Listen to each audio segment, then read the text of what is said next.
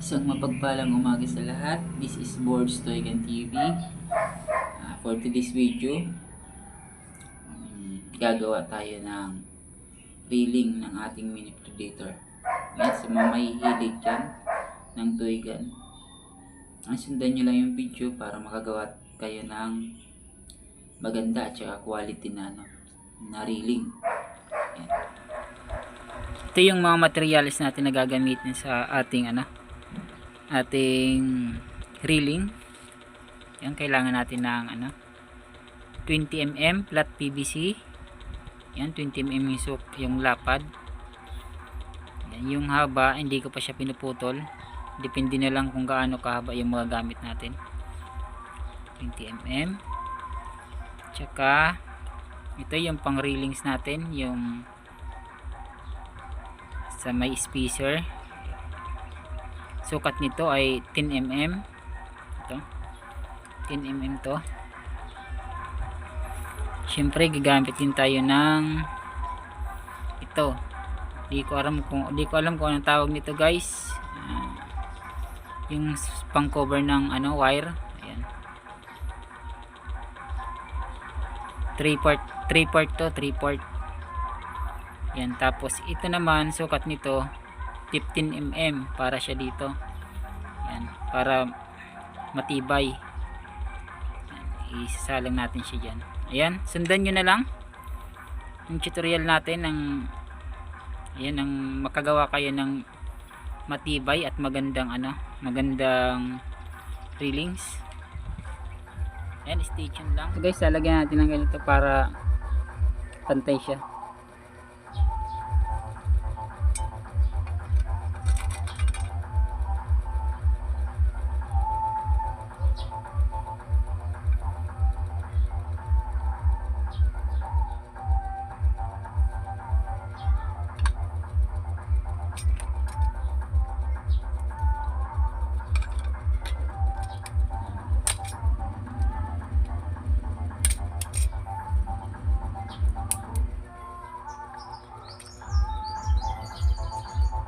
Ginagamit natin ito, guys, na spacer. Ito, pencil na yung Mongol 2. Ito yung ginagamit ng spacer. Ayan, may parang siya. Ayan, hexagon ba to?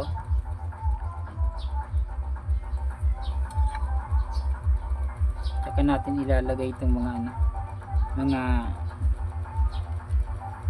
pinutol natin na pang spacer natin ay lapis para pantay na pantay siya. Sundan nyo na lang, guys.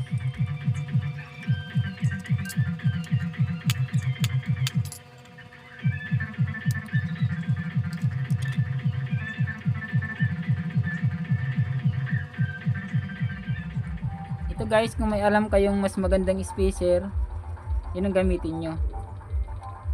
Sa akin kasi lapis lang yung ginagawa kong spacer nyo. Okay naman siya. Pero kung may mas maganda kayong ginagamit, pwede naman yun.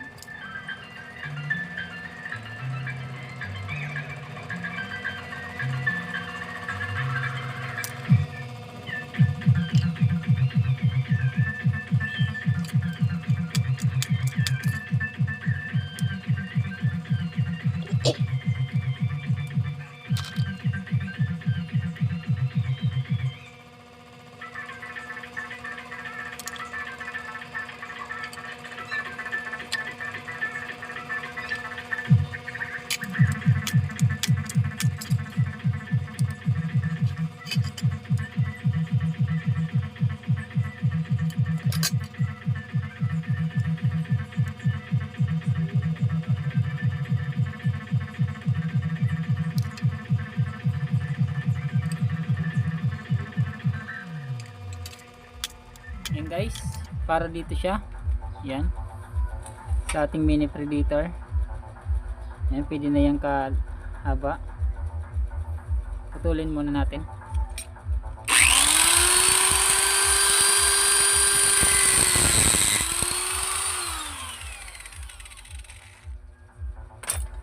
Siyempre kailangan natin dito ng yung ganito. Yan, maiksi ito kaya magpuputol tayo ng para dito. Yan, sobrahan lang natin ng konti para di tayo mabitin.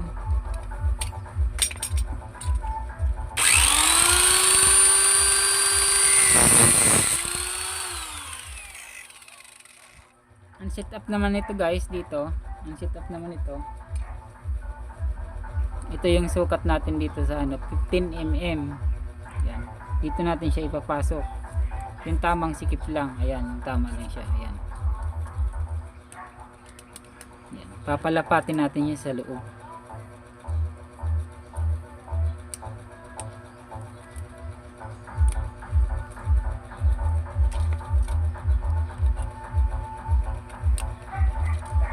Yan, papalapatin natin siya dyan.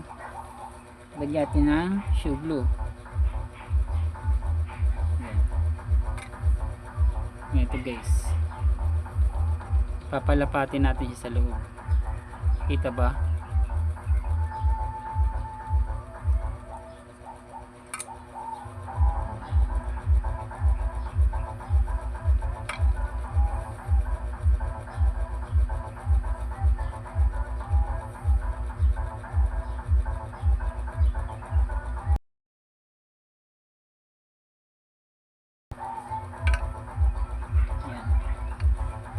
Malapat na siya, puputulin natin yung excess na.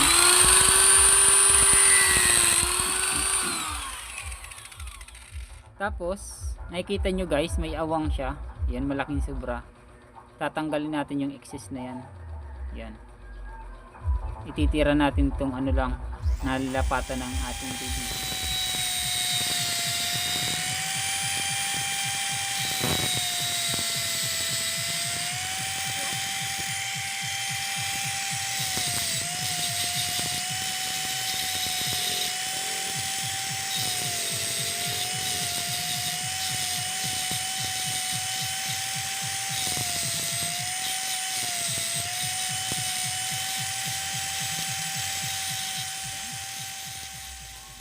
Okay na? Tsaka natin ito ididikit. Dito natin ididikit. Ganyan ang dikit niyan. Ayan. Pwede rin dito. Bahala kayo. Pwede rin ganyan. Kiskisin muna natin ang konti ng lihay ang ating PVC para dumikit.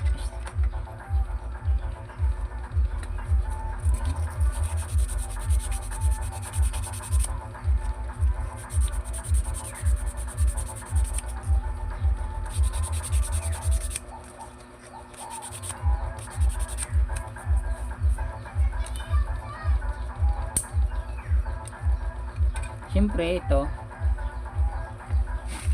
lalagyan natin ng forma.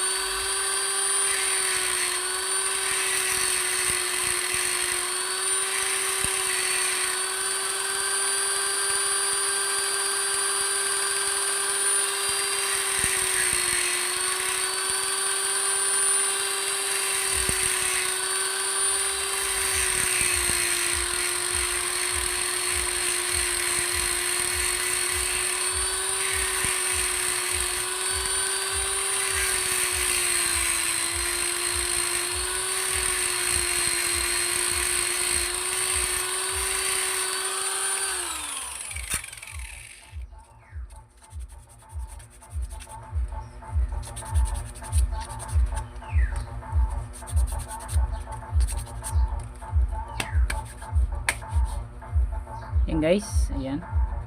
Yung pagandahin nyo na lang. Pero ito, pwede na to. Tsaka natin to, ididikit dito. Ganyan. Make sure lang na nasa gitna siya, gitnang gitna.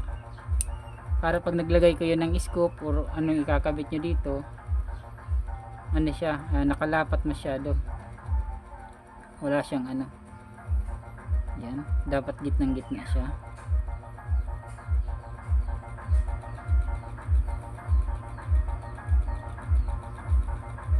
pwede na to. Tsaka natin lalagyan ng glue.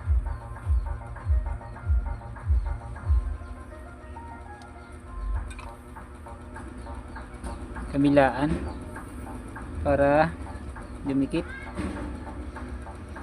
Ayan.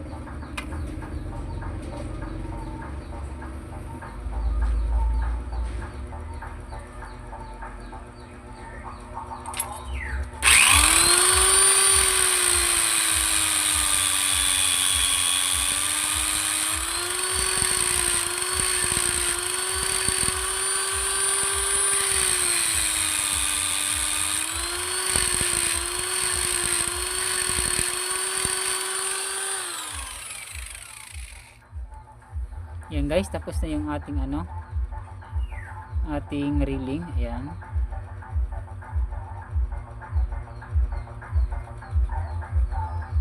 Kunting linis na lang.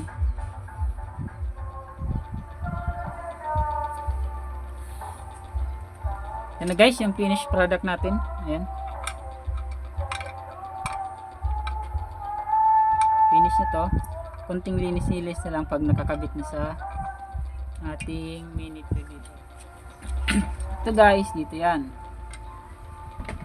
Dito natin siya ikakabit. Tsaka itong isa.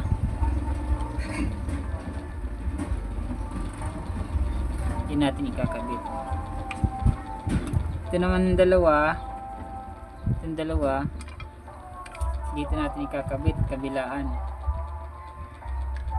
Kabilaan.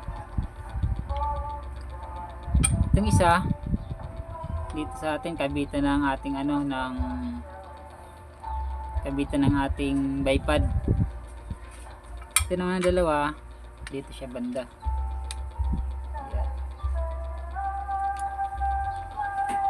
Yan guys, antayin nyo na lang na mabuo to.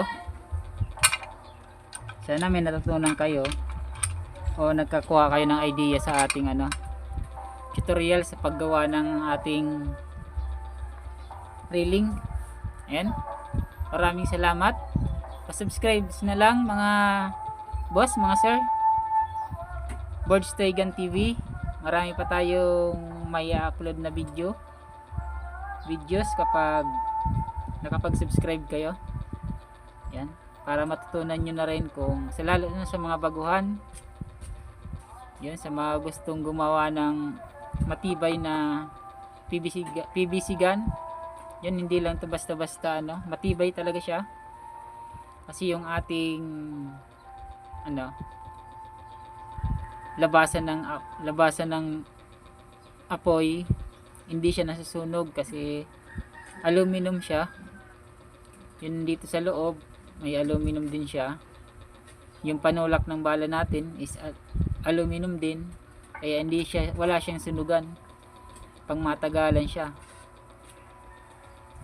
Pang matagalan, hindi siya masusunog basta-basta banda dito sa linalabasan ng apoy. Tsaka yung barrel natin, hindi rin siya masusunog. Kasi may mga support yun para hindi siya masunog yung PVC natin. Ayan. Pag natapos to, ipopol natin. Ipopol review natin mga specs nito, mga pyesa. Maraming salamat.